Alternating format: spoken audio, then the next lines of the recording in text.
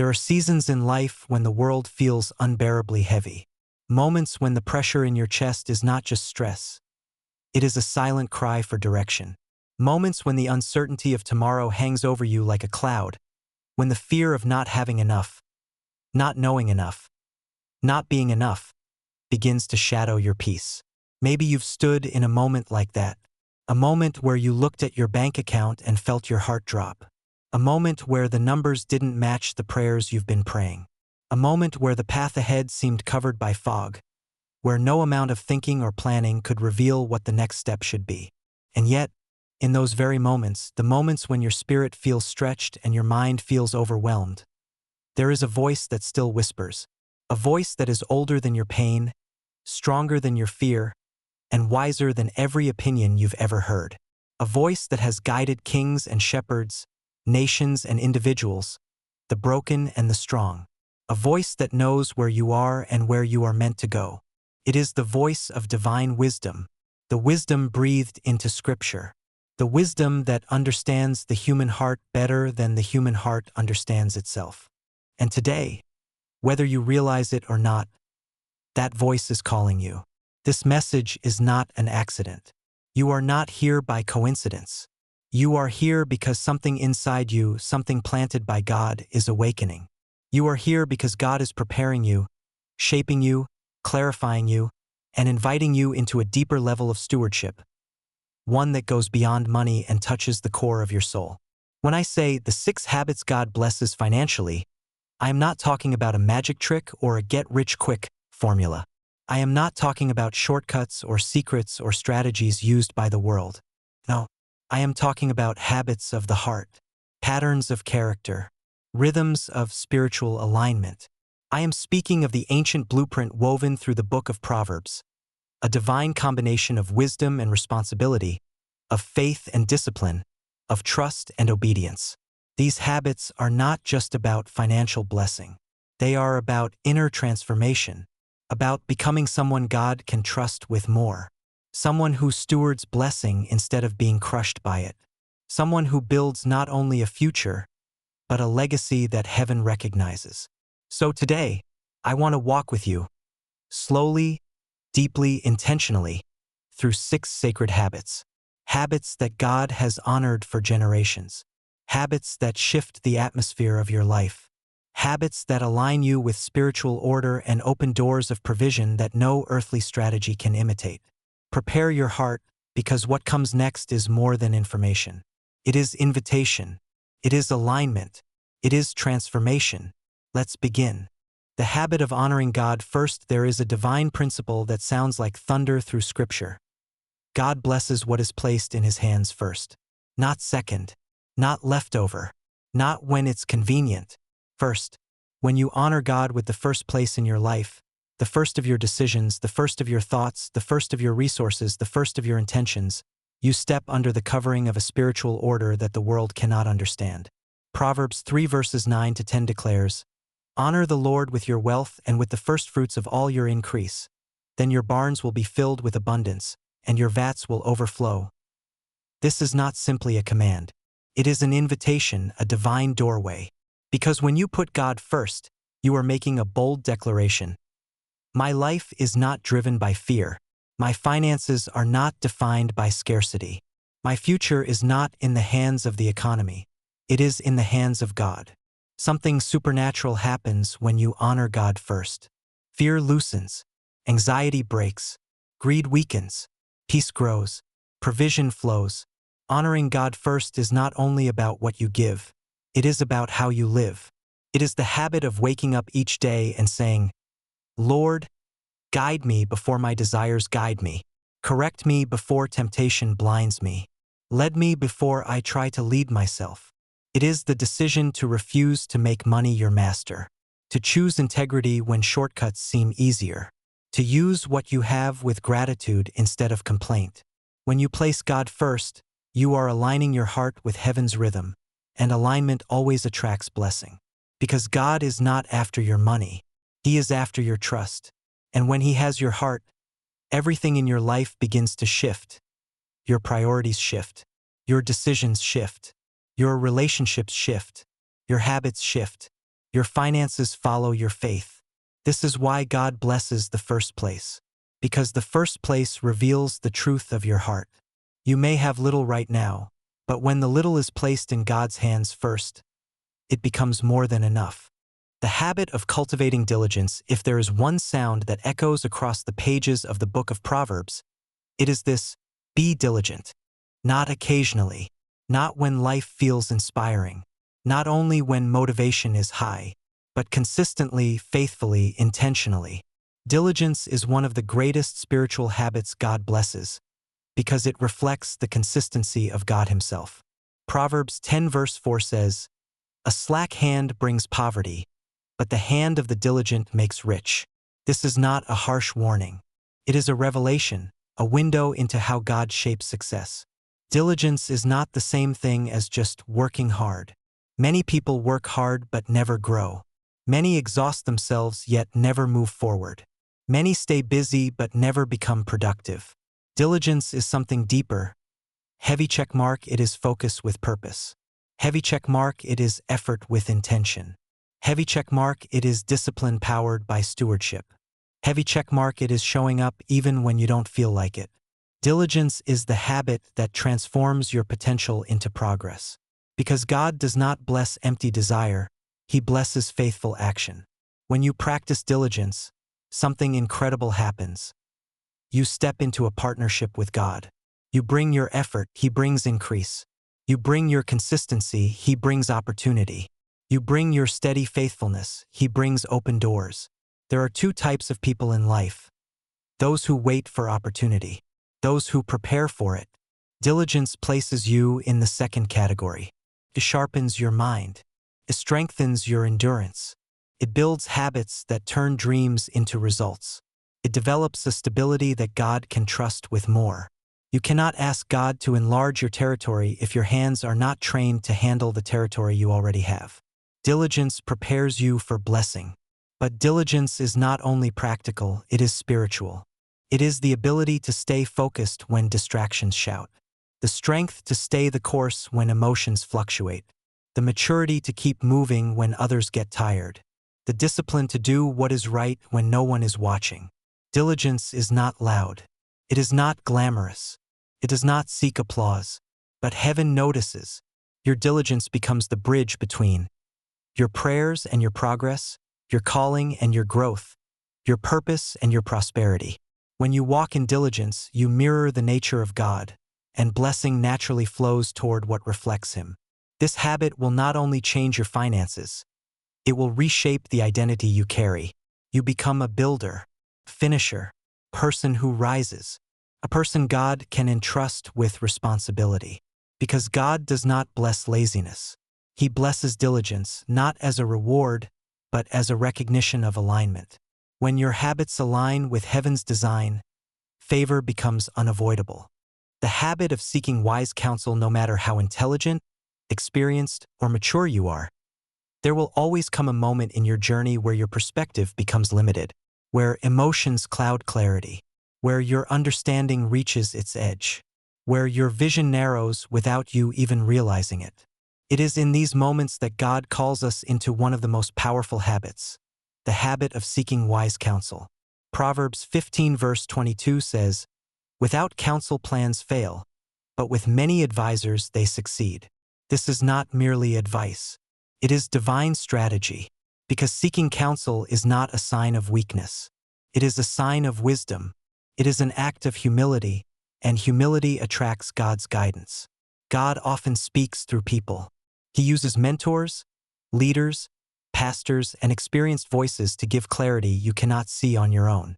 He uses people who have walked longer roads, fought deeper battles, and learned costly lessons. When you seek wise counsel, three things happen. 1. Counsel gives perspective. You never see the whole picture. You see through the lens of your emotions, your experiences, your fears, and your hopes. Wise counsel expands your view. It reveals blind spots. It exposes hidden risks. It gives you angles you never considered. Sometimes what feels like a crisis is simply a lack of perspective, and the right counsel brings that perspective instantly. 2. Counsel provides protection. Many people fail not because they are unskilled, but because they had no voice to warn them. Stop. Slow down. Think again. Don't make that decision in emotion. Don't invest in that trap. Don't trust that person. Wise counsel protects you from financial mistakes, emotional decisions, toxic relationships, spiritual traps, manipulative people. A single conversation with the right person can save you years of pain. 3. Counsel brings acceleration. There are breakthroughs that take decades on your own but months with the right guidance. Why? Because wisdom compresses time. It allows you to start where others left off.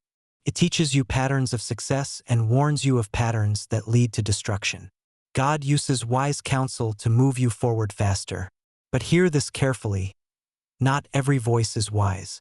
Some voices flatter you, distract you, tempt you, confuse you, or push you away from God. There is counsel that leads to righteousness and counsel that leads to ruin. The Book of Proverbs repeatedly warns us to avoid foolish voices, because what you listen to will eventually shape what you become. You must choose counsel that aligns with Scripture, not with culture. Counsel that draws you closer to God, not closer to compromise. Counsel that challenges you to grow, not settle. Seeking wise counsel requires humility, a humility God blesses. Because when you seek wisdom, you are saying, God, your ways are higher than mine. Your wisdom is greater than my understanding. Guide me through the voices you've placed in my life. This habit shifts you from isolation to alignment, from assumptions to accuracy, from guessing to discerning. And as you practice it, your decisions sharpen, your confidence grows, and your journey becomes clearer. Wise counsel is not optional for those who desire God's blessing. It is essential. It is protection. It is direction. It is acceleration.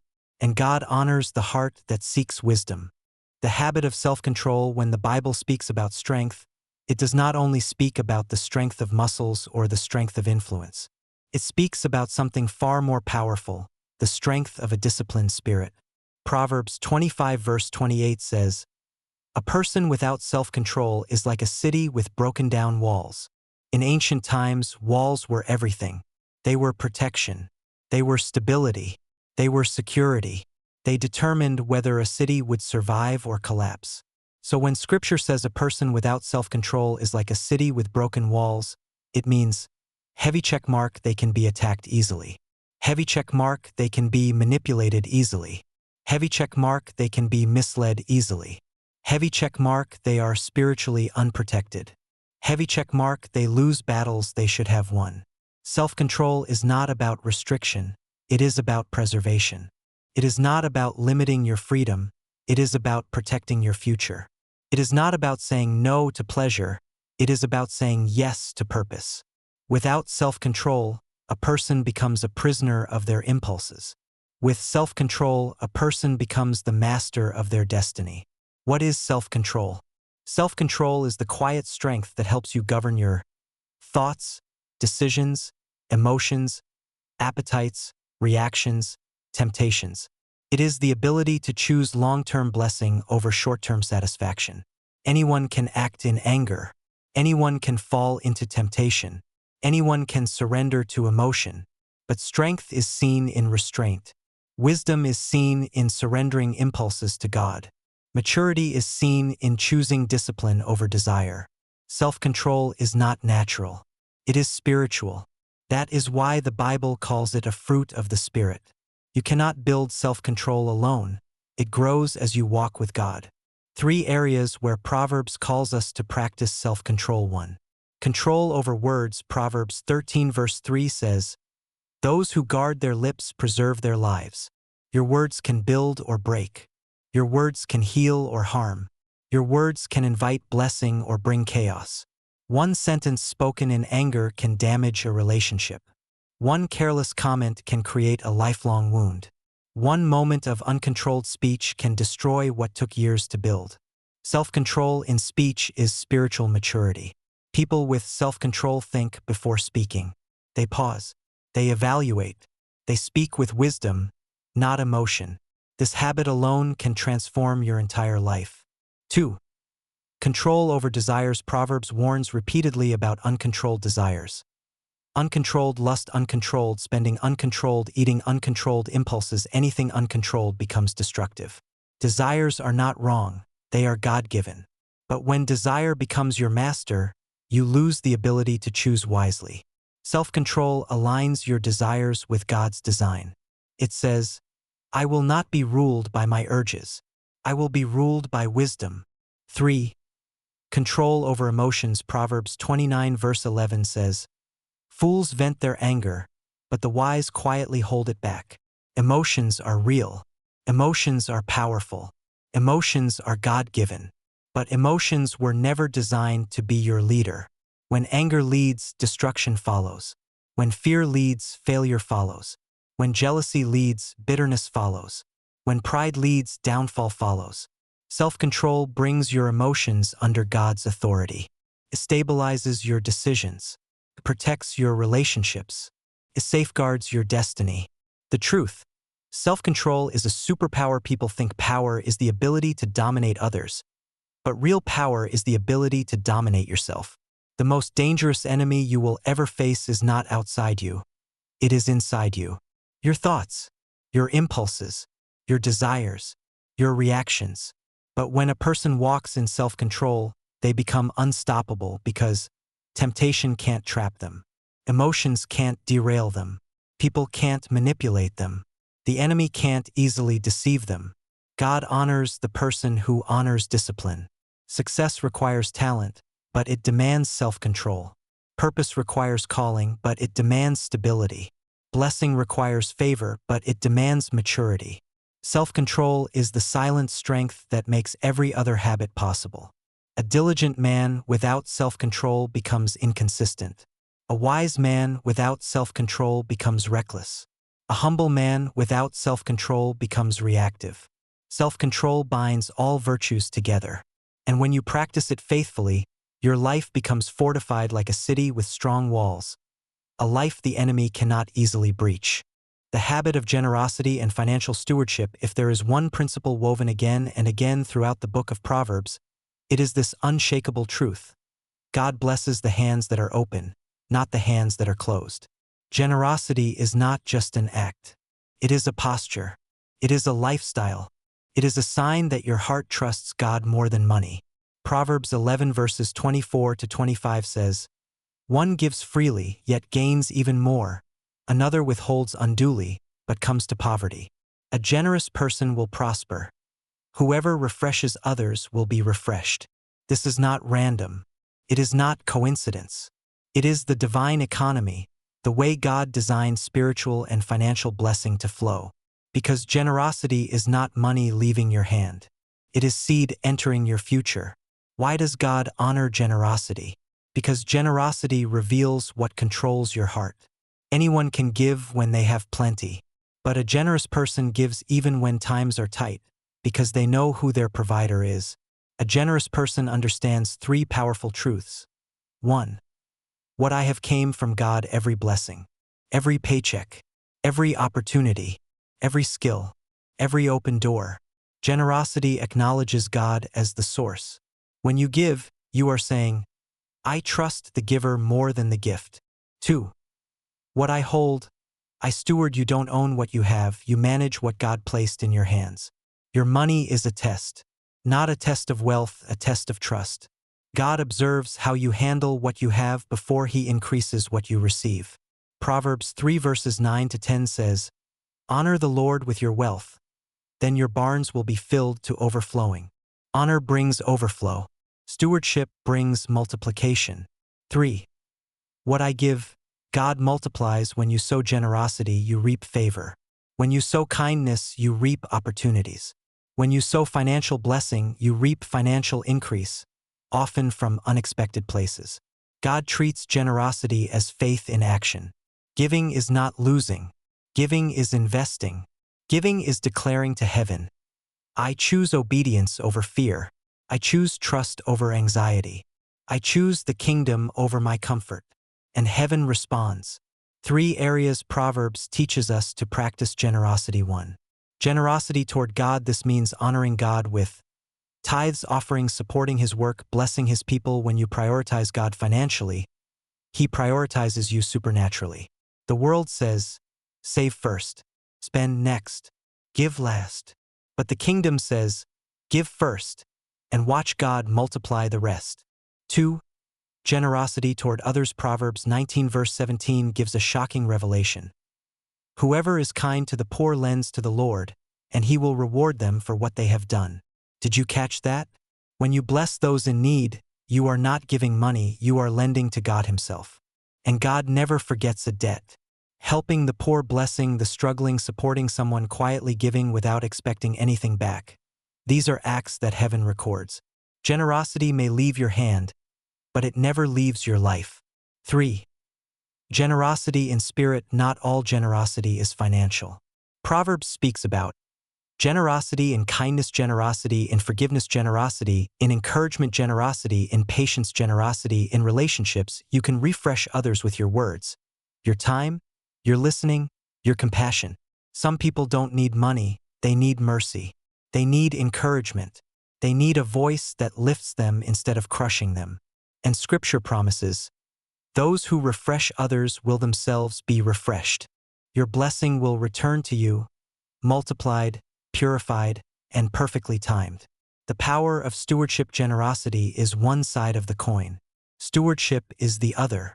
Many people want God to bless them financially, but they do not manage what they already have with wisdom. Stewardship means heavy check mark, you track what you earn. Heavy check mark, you spend with intention. Heavy check mark, you avoid unnecessary debt. Heavy check mark, you plan for the future. Heavy check mark, you save consistently. Heavy check mark, you live within God-honoring boundaries. God will not pour increase into a life full of financial holes. The same way you wouldn't pour water into a cracked cup, God does not pour blessing into careless stewardship. He increases those who manage wisely. Generosity unlocks what greed blocks. Greed closes doors. Generosity opens them. Greed dries up joy. Generosity multiplies it. Greed destroys peace. Generosity creates abundance. The generous heart never runs empty, because God continually fills what he can trust. If your hands are open, your future will be as well. The kingdom principle: what you give determines what you grow. If you give fear, you grow anxiety. If you give anger, you grow conflict. If you give selfishness, you grow isolation. But if you give generosity, you grow blessing. And the Book of Proverbs makes it clear: blessings chase the generous. Scarcity chases the selfish. Choose the path heaven rewards. The habit of integrity. Among all the virtues Proverbs celebrates, there is one that stands taller than the rest. One that shapes your reputation, your relationships, your destiny, and your spiritual covering. That virtue is integrity. Integrity is not what you do when people are watching. Integrity is what you choose when only God can see. Proverbs 10 verse 9 says, "Whoever walks in integrity walks securely, but whoever takes crooked paths will be found out."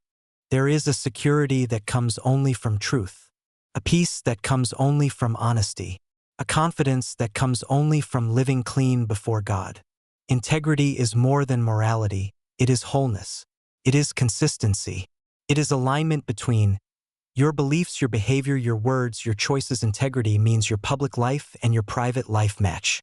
Integrity is the foundation God builds on. You can build a career on talent. You can build popularity on charisma. You can build influence on appearance. But you cannot build a lasting life without integrity. Talent may open doors, but integrity keeps them open. Charisma may attract people, but integrity keeps them. Skill may get you promoted, but integrity protects you from downfall. Without integrity, every blessing becomes unstable. Proverbs teaches that a person who lacks integrity creates cracks in their own foundation. Eventually, everything built on that foundation collapses. But when you walk in integrity, God himself becomes your defender. Why integrity matters so deeply to God. 1. Integrity reflects his character. God is holy. God is pure. God is truthful. God is consistent. When you walk in integrity, you reflect his nature. You carry his image honorably. You represent his kingdom with authenticity. This is why Scripture says, "The righteous man walks in his integrity," not cleverly, not deceitfully, not with half-truths, but with a clean and steady heart. 2. Integrity protects your destiny. Compromise always looks small at first. It begins as a minor lie, a tiny secret, a quiet act no one will notice. But every compromise is a seed, and seeds grow. Proverbs is full of warnings. Lies destroy trust, cheating destroys relationships, deceit destroys reputation, compromise destroys calling. Integrity protects you from the traps that ruin others. Many people collapse not because they lacked opportunity, but because they lacked integrity to handle opportunity. Integrity is not just morality, it is protection. 3. Integrity builds trust. Trust is the currency of every relationship. You cannot buy it. You cannot demand it. You cannot force it. You can only earn it through integrity. People follow those they trust. They partner with those they trust. They confide in those they trust. They believe those they trust. Integrity is what makes a person trustworthy. Even your prayers carry greater weight when your heart lives in honesty before God. The hidden blessing of integrity. Proverbs describes something beautiful. The integrity of the upright guides them. Proverbs 11 verse 3. Integrity becomes your internal compass. It simplifies decisions. It brings clarity. It eliminates confusion. When you live truthfully, you don't have to remember your lies. You don't have to pretend. You don't have to hide. You don't have to fear exposure.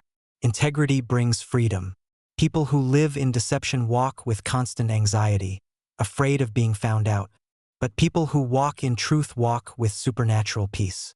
This peace is priceless. Integrity is not perfection. It is alignment. Integrity does not mean you never stumble. It does not mean you never fail. It does not mean you never make mistakes. Integrity means that when you fall, you turn back to God quickly. You confess. You correct. You return to alignment. A righteous person may fall 7 times, but integrity is what makes them rise again. What destroys people is not the fall. It is the secret life that grows afterward. Integrity refuses to live in secret darkness. It drags sin into the light, where healing waits, where restoration begins, where God rebuilds what was broken. The reward of integrity. Proverbs teaches that God publicly honors those who privately honor him. Integrity produces heavy checkmark divine protection, heavy checkmark long-term success, heavy checkmark strong reputation, heavy checkmark stable relationships, heavy checkmark inner peace, heavy checkmark spiritual authority. A person of integrity becomes unshakable. Life may test them. People may misunderstand them. Circumstances may challenge them. But their foundation stands. Because integrity anchors your character when the winds of temptation blow. Closing lines for this habit. Integrity is not glamorous. It is not loud. It does not seek attention. But heaven sees. Heaven remembers. Heaven rewards. Your greatest asset is not money, not talent, not status, not influence. Your greatest asset is your integrity. And when you protect it, God protects you. The habit of choosing the right relationships. The Book of Proverbs talks about many things: wisdom, speech, money, diligence, but no topic appears as consistently and urgently as relationships. Proverbs is clear. The people you walk with shape the person you become. Your relationships are not just a part of your life, they direct your life. Proverbs 13 verse 20 says, "Walk with the wise and become wise, for a companion of fools suffers harm." This is not a suggestion. It is a spiritual law. Your circle is your future. Your friends are your forecast. Your environment is your destiny. The wrong people can delay your calling, distract your focus, pollute your spirit, and lead you into battles you were never meant to fight. But the right people can accelerate your purpose faster than you ever imagined. 3 types of relationships Proverbs warns us about. 1. People who drain your spirit. Proverbs warns against people who gossip, complain, stir, conflict, manipulate, constantly criticize, live in negativity, mock righteousness. These people drain your energy, destroy your peace, pollute your atmosphere, and slowly poison your spiritual clarity. Proverbs 22 verses 24 to 25 says, "Do not make friends with a hot-tempered person, or you may learn their ways." People's habits become contagious. Their attitude becomes your attitude. Their patterns become your patterns. Choose wisely who gets access to your mind and your emotions. 2. People who pull you away from God. There are relationships that feel exciting, but lead you into compromise. There are friendships that feel comfortable, but lead you into lukewarmness. There are people who seem charming, but are spiritually dangerous. Proverbs warns repeatedly, "The ways of the wicked lead to ruin." You cannot walk closely with people who reject God's ways and expect His blessing to rest on your life. The wrong partnership can delay your spiritual growth for years. 3. People who pretend loyalty but carry hidden motives. Proverbs speaks about people who flatter with their words but hide deceit in their hearts. These are people who smile but secretly envy you, encourage you but compete with you, support you but betray you, admire you but resent you. Proverbs 26 verse 24 says, "Enemies disguise themselves with their lips. Discernment is not suspicion. Discernment is wisdom. It protects your heart, your calling, and your peace." 3 types of people. Proverbs encourages you to walk with. 1. The wise people who fear God. People who make disciplined decisions. People who speak with maturity. People who honor their commitments. Walking with the wise lifts your standards. It sharpens your thinking. It strengthens your character. It accelerates your growth. 2. The peaceful. Proverbs says, "Blessed are the peacemakers." Surround yourself with people who bring calm, speak life, resolve conflict, encourage growth, protect unity. These people create an environment where your spirit can breathe. 3. The honest and upright people who walk in integrity, who correct you with love, who tell you the truth you need, not the lie you want.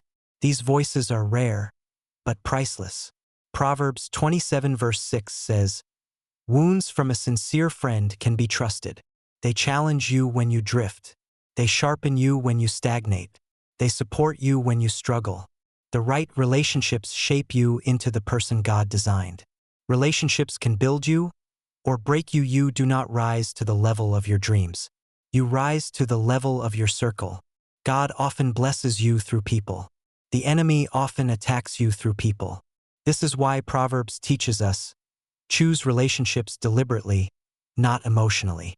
When you surround yourself with wise people, honest people, humble people, disciplined people, God-fearing people, your whole life begins to align with wisdom. Your decisions change. Your habits change. Your direction changes. Your destiny changes. You become sharper, stronger, more focused, more stable, more fruitful, because who you walk with determines where you end up. The Book of Proverbs is not a collection of ancient sayings. It is a blueprint, a roadmap, a divine strategy for a successful life. And the 7 habits we've explored are not theory, they are spiritual laws. When you practice them, God shapes your character. God strengthens your foundations. God enlarges your wisdom. God blesses your decisions. God protects your future. These habits turn ordinary people into pillars of strength, into vessels of wisdom, into leaders of integrity, into men and women God can trust. Your life changes when your habits change. Choose wisdom. Choose diligence. Choose humility. Choose self-control. Choose generosity. Choose integrity. Choose the right relationships. And watch God write a story through your life that is greater than anything you imagined. If this teaching blessed you, don't forget to like the video, subscribe to the channel, and turn on notifications so you never miss another message. And in the comments below, tell me which habit you're focusing on this week. Your journey to wisdom starts now, and I'm walking it with you.